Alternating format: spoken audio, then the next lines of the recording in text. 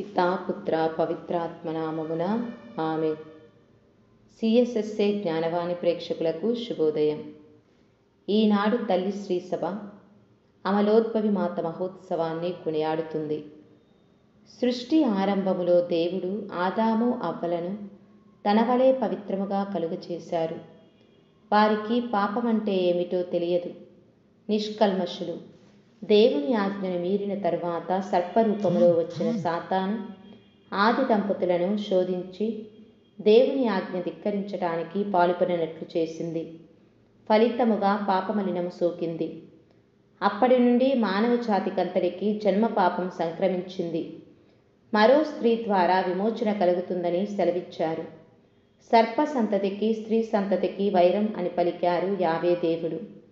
ఏ స్త్రీ గర్భము ద్వారా తన దివ్య కుమారుని ఈ లోక రక్షణార్థం ఈ లోకానికి పంపాలనుకున్నాడు, ముందస్తుగానే ఆ రక్షణ ఫలాన్ని ఆ స్త్రీ అయిన మరియమ్మ గారికి సంక్రమింపచేశారు.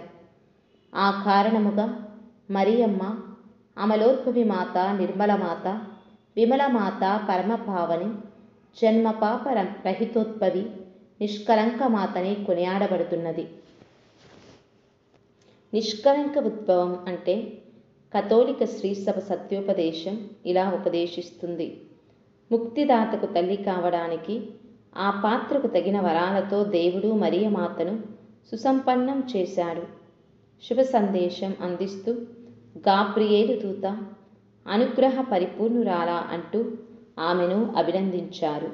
దేవునికి విధేయించడం ద్వారా, దైవ ప్రణాళికను ఆచరించడం ద్వారా ఒకప్పుడు ఏవ పోగొట్టిన భాగ్యమైన స్థితిని తిరిగి తీసుకురాగలిగింది మరియమాత.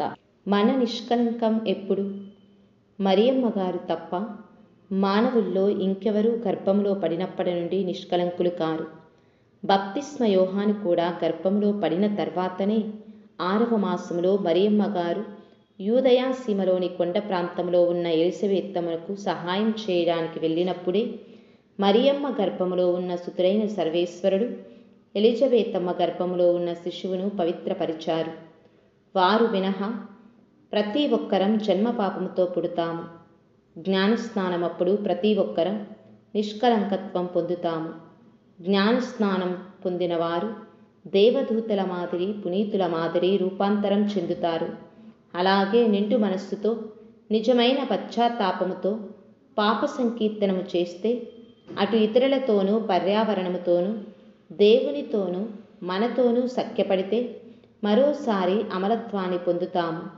ప్రతి దివ్య సంస్కారాన్ని యోగ్యముగా స్వీకరిస్తే నిష్కలంకులం అవుతాము.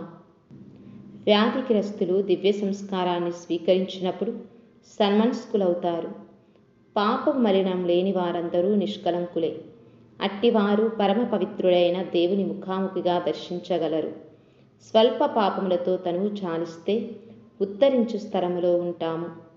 మరి మనం అమలోద్భవి మాతను గురించి రాయటం, చదవటం, ధ్యానించటం, ప్రార్థించటం, ఉత్సవముగా జరుపుకోవటం యాంత్రికమేనా?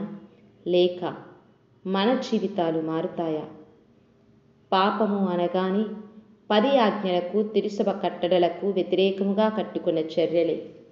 పవిత్రమైన ఈ పండుగ రోజున మరియమాత చూపిన విశ్వాసములో మనం భాగస్థులం కావాలి. అద్భుతము, అకులితము అయిన నిష్కలంక మరియ ఉద్భవం క్రీస్తునందు మన భక్తి పవిత్రతను ఇనుమడింపచేయాలి. ఆమె చూపిన ఆదర్శం మన కంటి వెలుగవ్వాలి. ఒక మాతృమూర్తి తన పిల్లలను నడిపించే రీతిలో ఆమె ముందుండి నడిపిస్తోందన్న నమ్మకంలో మనం బలపడాలి. దేవుడు మిమ్ములను ఆశీర్వదించునుగాక. ఆమెన్. పితా పుత్ర పవిత్రాత్మ నామమున ఆమెన్.